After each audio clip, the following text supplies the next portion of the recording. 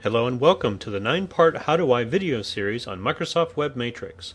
You are currently watching part 5 of the series, How Do I Create a Database-Driven Dynamic Web Page in Web Matrix.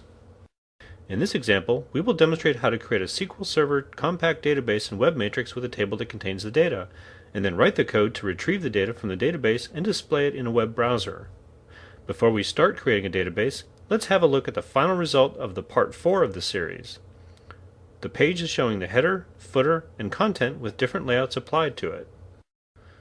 Now let's begin with creating a database for the Movies site.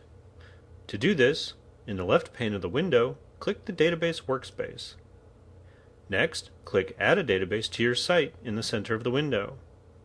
Based on the site name, a database named movies.sdf gets created. Next, let's add a table to the database. To do this, select the New Table tool in the ribbon on the top that displays various tools to manage the database. As a result, a new table is created and is opened in the column editor. The column editor is used to create new columns within the database table.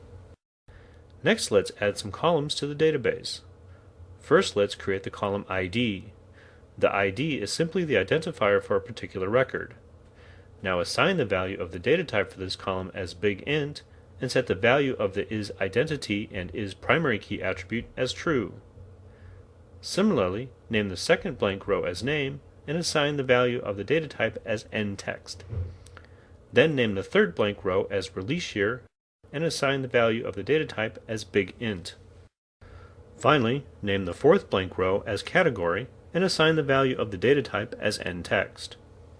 After creating all of the columns, click the Save button in the title bar to save the table. A dialog box opens up asking for the name of the table. Here name the table as Favorites and then click OK.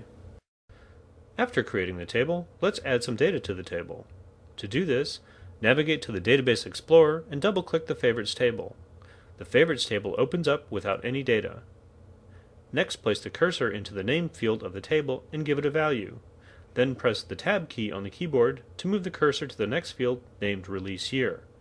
Give it a value, then press the Tab key again and enter some value in the last field, Category. Repeat the same process 4 times to enter the details of some movies.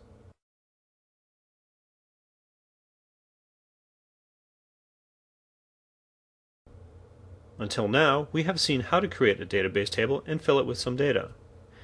Next, let's see how to access the database table in various dynamic web pages.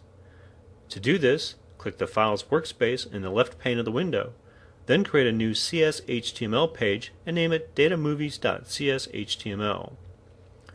After this, replace all the code in the page with the static HTML that we have been using for the Movies div.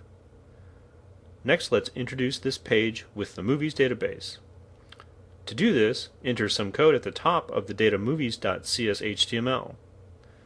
This code would tell the server to open the Movies database and get all the records from the database table. After this, remove the static HTML code from the Movies div. Then add some code using the Razor syntax to display the details of the movies from the database table named Favorites. Now run this page in the web browser to see the result. The details of all the movies are shown. As you know, the page is dynamic and loads the movies based on the data in the database. So let's add another movie to the database and see what happens. To do this, navigate back to the database editor, open the Favorites table, and then add a new row of data. Then run the page in the web browser. It shows a similar result as earlier, along with showing the details of the new movie as well. This sample application shows how you can create and manage a SQL Server compact database in Web Matrix to make the website more dynamic and data-driven. Thanks for watching the video, hope you enjoyed it, and see you next time.